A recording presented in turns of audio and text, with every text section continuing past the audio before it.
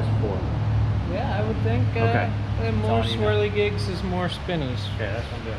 Learning here. I really know what we're doing.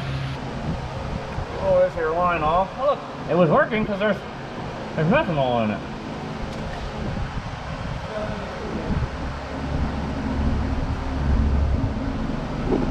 You know what? This is a bad idea. Let me just removicate the whole nozzle. That's what I'm going to do. Nozzle removicated. And clean. Okay, we already had the big nozzle in it, so I think we just need to run it out farther because we can see on the graph where it's starting to make some power up top. So we're gonna put it back together, we're gonna let it cool down, and we're gonna make another run out farther and see if it's happy.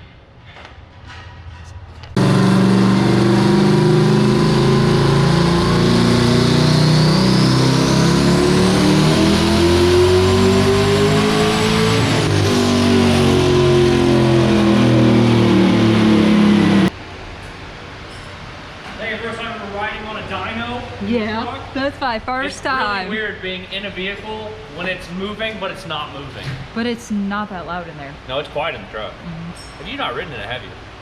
Once. Okay, it's like super quiet. We went to Huck's. Like outside the truck, it's ridiculous.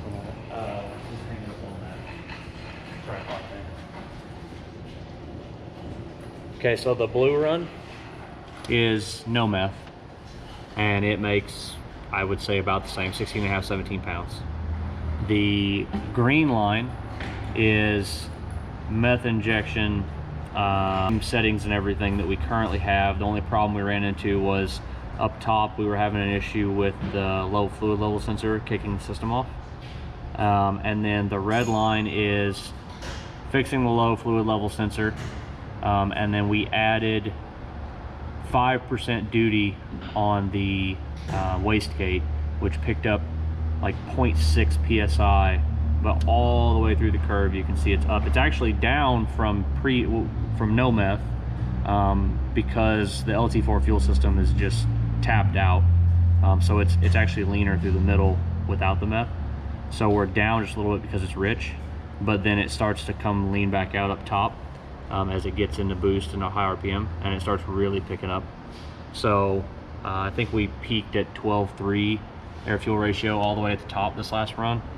I think we could probably put another 5 to 10% duty in it, see if we can maybe make 20 psi, and I think we'll make 1,030 or so maybe. So we'll see. We're gonna let it cool off and we'll go from there. So far is bueno.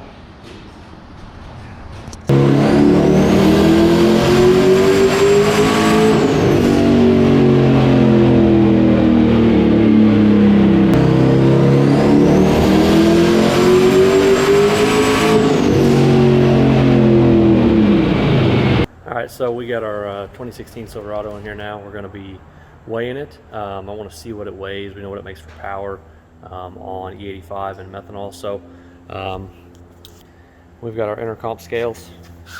We're going to corner weigh this thing, see what it weighs, and that'll give us a pretty good idea what it should run.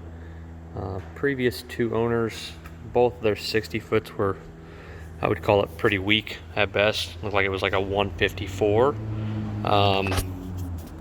Not terribly impressed with that. I mean, for what it weighs, you know, you should be able to leave pretty good. I think a bottom 140 or a high 130 should be doable. So we're going to work on suspension and everything like that. I don't like where their cowl tracks are set up. We're going to move those, change preload, stuff like that, as well as shock settings. So we're going to get this thing weighed, and we're going to see what we got to work with. Okay, so we're maxing out the driver's side front scale. So what we're going to do is we're going to record these, and then we're going to move the back scales to the front and use a couple boards to put across them so it distributes the weight evenly, and then we'll weigh the front with both sets of scales so we can get an idea. We took some weight off of it. It looks like it's about, this side's about 100 pounds higher than this side. So we're gonna be roughly 4750.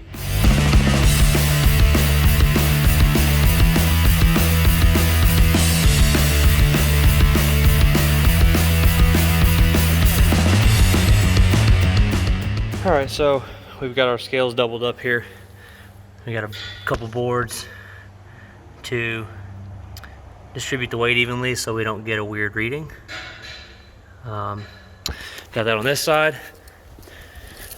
Same thing on this side.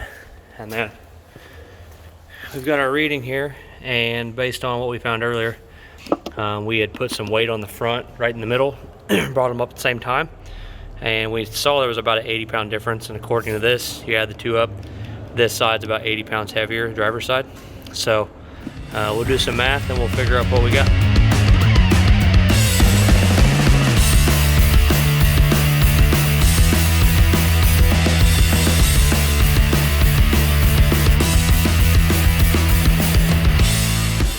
Too much.